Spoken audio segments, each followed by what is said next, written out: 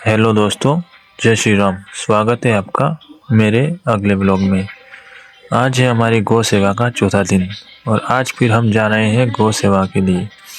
हम गौ माता के लिए चारा काटने जा रहे हैं। ये हमारा कुआं है, इसमें चंबल से पानी आ रहा है और ये पानी हमारे खेतों में जाता है और गौ माता के लिए चारा उगाते हैं हम। ये मैं गौ माता के लिए चारा काट रहा हूँ।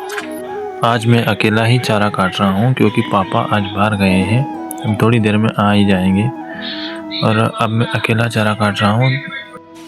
हमें कल फिर गौ माता के लिए चारा ले जाना है। आज हमारे अंकल भी आ गए हैं, हम दोनों ने मिलकर चारा काटा और फिर मैं चारा जमाने लग जाता हूँ।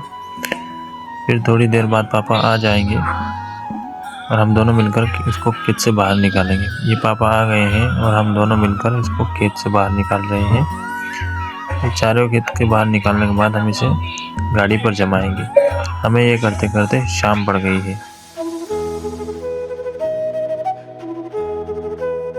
अब हम पापा और दोनों मिलकर चारा जमाने लग जाते हैं। अब मैं चल देता हूँ मार्केट गौ माता को चारा खिलाने के लिए। मैं जा ही रहा हूँ और रास्ते में मैंने देखा कि ये अंकल भी गौ माता को चारा खिलाने ले जा रहे हैं। और आज ठंड भी बहुत है, लेकिन हम गौ माता की सेवा के लिए पीछे नहीं हटेंगे और ये अंकल भी साथ ही जाते हैं हमारे चारा खिलाने गौ माता को। मैं आ गया हूँ मार्केट अब और ये गौ माता भी आ गई है। मैंने इनको चारा डाला और ये गौ माता बड़े प्यार से चारा को खाने लगी। मुझे गौ माता की सेवा करते हुए बहुत अच्छा लगता है और मन को शांति मिलती है। अब मैं चल लेता हूँ आगे। आगे आते ही मैंने इन अंकल को चारा दिया और इन्होंने मुझे पैसे दिए। ये अंकल भी रोज़ गौ सेवा करते हैं। अब मैं आगे आकर फिर गौ माता को चारा खिलाने लग जाता हूँ। अब यहाँ हमने गौ माता को चारा खिलाया और अब मैं जाऊँगा आगे। गौ सेवा हमें ज़रूर करनी चाहिए और हम हिंदुओं को जागरूक होकर गौ सेवा करनी चाहिए, क्योंकि गौ माता हमारी राष्ट्र माता है। गौ माता से ही हमारे सनातन धर्म की पहचान है, लेकिन लोग करते नहीं है। ये गौ माता यहाँ भी चारा खा रही है। देखो अब हमारी गौ माता की क्या दशा है, क्या दुर्दशा है। ये गौ नंदी महाराज चारा खा रहे हैं। अब मैं यहाँ से आगे जाकर फिर गौ माता को चारा खिलाता हूँ। एक और नंदी महाराज उधर से आ गए हैं। यहाँ मैंने गौ माता को बुलाया और ये भी आ गए हैं चारा खाने के लिए। ये छोटी सी नन्ही सी गौ माता आ रही है, मैंने इनको भी चारा खिलाया। अब हम जाएंगे आगे गौ माता को चारा खिलाने के लिए।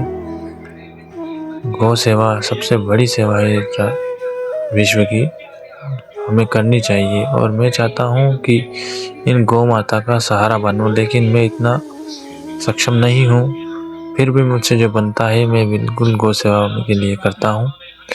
आप भी मेरा सपोर्ट करें।